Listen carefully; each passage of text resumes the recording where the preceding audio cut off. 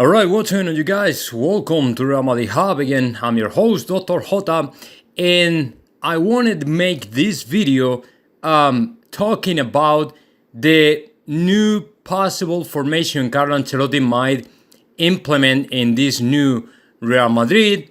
And I don't know, I'm not sure if that was in my Spanish channel where I was talking about the new formation Carlo Ancelotti might implement in Real Madrid. It was the 4-2-3-1 in order for him to take advantage from the players that we have, and especially the youngsters. Talking about Fede Valverde, Martin Odegaard, because my guess is these players might do it better in this new formation rather than the traditional 4-3-3 where we are pretty much using to Luka Modric and Toni Kroos. So to me, like Manchester United, if you use four players backline, and then two more players like pivots, and then three midfielders and also one only striker, that formation might fit better the kind of players we already have,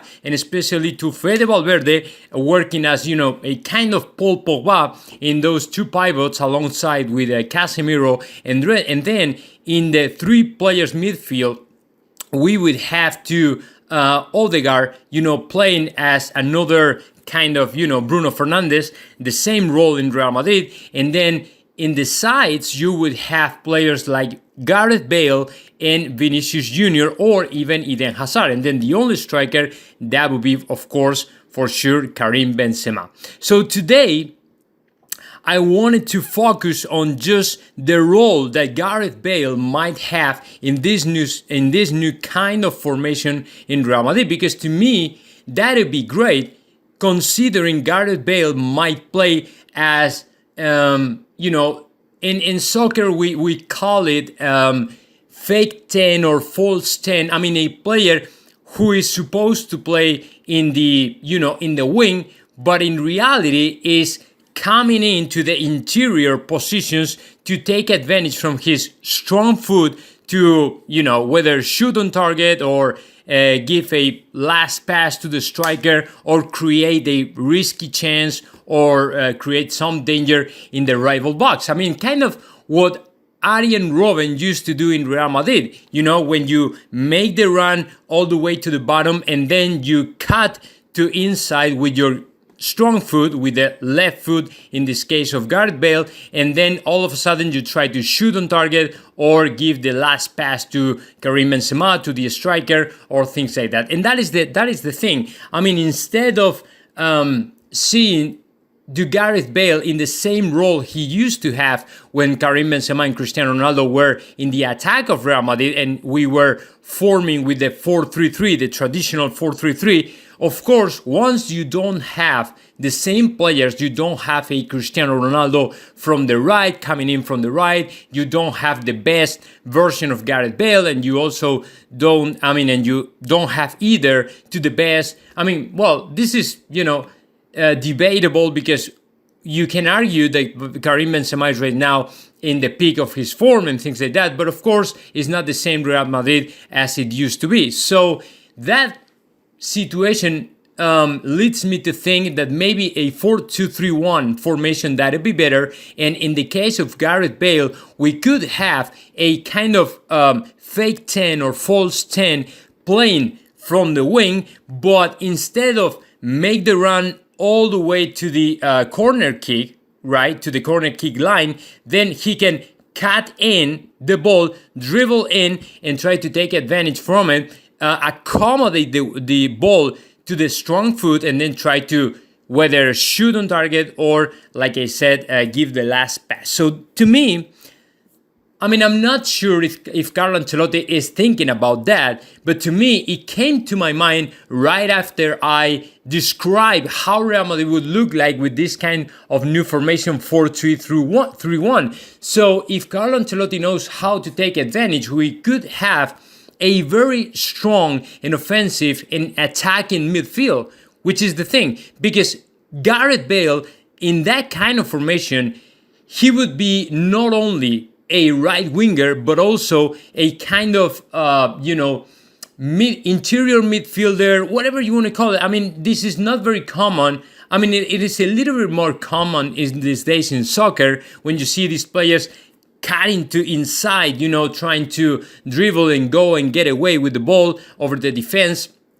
And the possibility for Gareth Bale to play in this side when his strong foot is actually the left, that, leads to think that that'd be a much better and a much stronger position for Gareth Bale. And it's the same thing with the right. The problem is we don't have the same player, the same profile in the right. Because if you think about it, we have Eden Hazard with different skills and abilities. Because Hazard is a player who doesn't have a super powerful, shoot on target. In my opinion, he can do other bunch of stuff, very interesting. And it's more like, keep the ball, create chances, a lot of creativity, and try to dribble and go and get away with the ball and get around the defense, break the defense, unlock the defense, and things like that. But it's not the kind of player who carries the ball and try to take advantage and accommodate the ball to the right foot and try to shoot on target. You know what I'm saying? It is not the same profile. It is not the same player,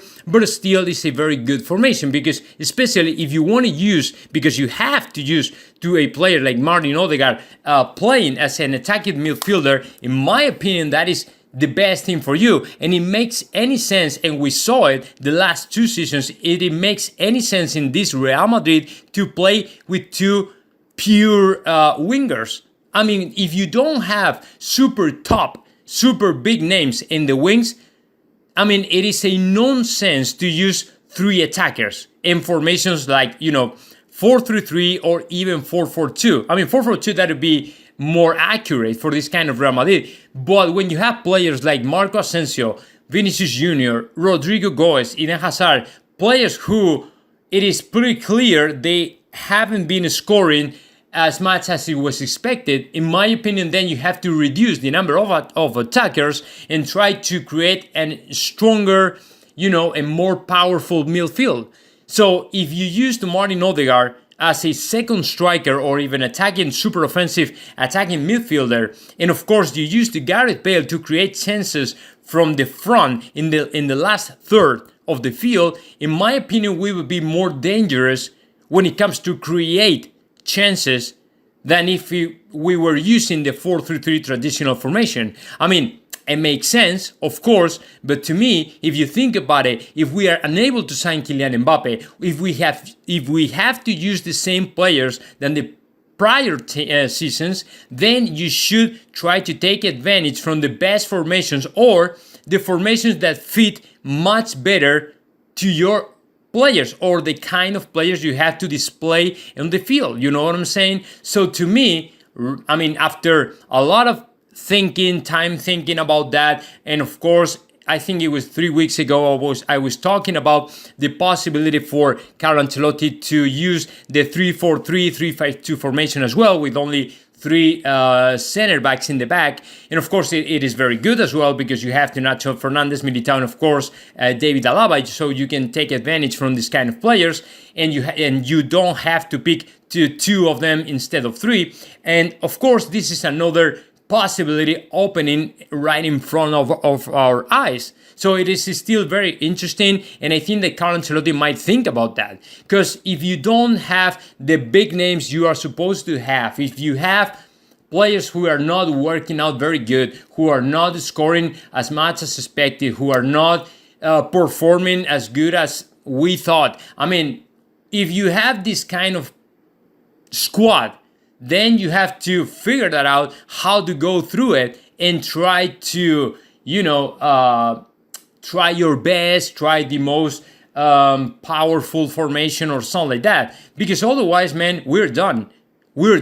So if you want, I mean, you can't keep using the same players all the time, over and over again, like Luka Modric, Toni Kroos in the midfield, in a kind of midfield with only 3 midfielders, Casemiro, Luka Modric, and Kroos, and let to players like Fede Valverde or Martin Odegaard on the bench, that makes any sense because we still have to trust them a little bit more. So to me, Fede Valverde would be the Paul Pogba of Real Madrid. I mean, the kind of box-to-box player. And on the other hand, you still have the Casemiro, locking the defense down a little bit more, helping the defense, assisting in the defense tasks and things like that. So on the other hand, you can add another player like Fede Valverde in the attack, and you still have a very decent and a very reasonable midfield with Martin Odegaard and Karim Benzema. And of course, in the wing, you would have to Gareth Bale in this kind of fourth position that, to me, it is the best one for Gareth Bale because he has shown already that he is very good at that and he can take advantage from that position and use his left foot to keep scoring and keep creating a lot of risk, a lot of chances, and a lot of dangerous to the rival box. So let's see what happens. That is my opinion, my take, my thoughts on that. So now, guys, just drop your comments in the section below, and of course, hit the subscribe button and stay tuned in the channel Real Madrid Hub.